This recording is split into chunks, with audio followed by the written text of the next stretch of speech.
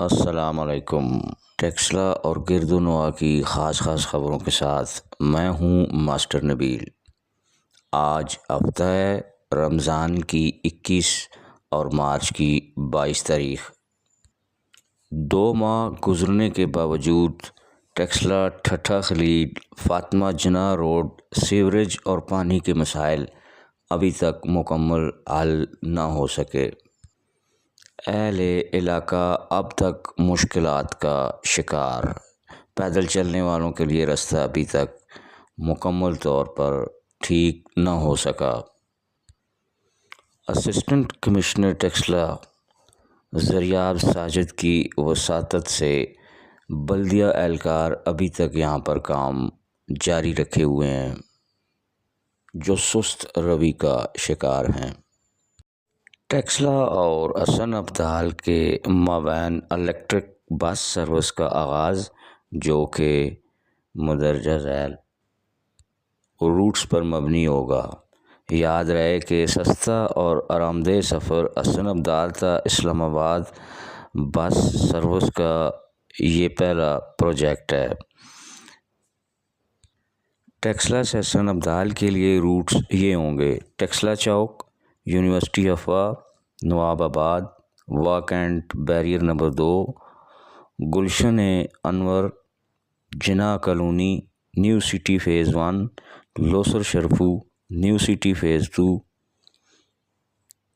باتر Mor, Wah model town phase 1، Wah model town phase 2، Swedish college, Malakand stop, Basti, Sabri Gali, Wah cantt barrier number 3، Ahmad Nagar, Shah Wali colony road, Wah gardens, Askari cement factory road, Dhok,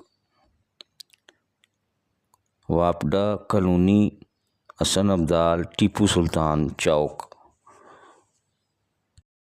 سابق امیدوار صوبائی assembly سعد علی خان کے دست راست، سابق کونسلر بلدیہ ملک محمد پرویز مرحوم کے صاحبزادے ملک باقر پرویز کی طرف سے افطار ڈنر، جس میں علاقے بھر کی سیاسی سماجی شخصیات نے شرکت کی۔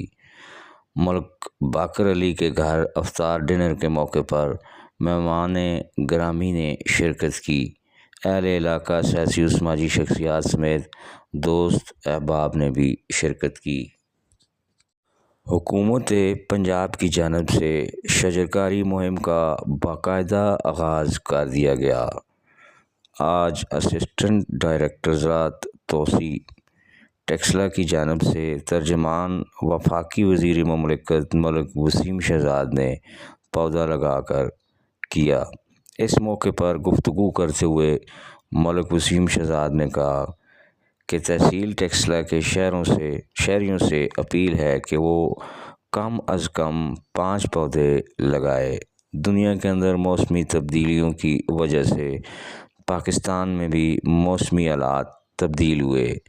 آج بارشوں کا نہ ہونا، گرمیوں میں شدید گرمی کا نہ ہونا اس لیے ہے کہ پودے ہم نہیں لگاتے۔ انسان کو جس طرح زندہ رہنے کے لیے آکسیجن کی ضرورت ہے اور آکسیجن درخت بناتے ہیں، اس لیے ہم سب کو درخت لگانے چاہیے اور ان کی حفاظت بھی کرنی چاہیے اور ان کو کاٹنا بھی نہیں چاہیے۔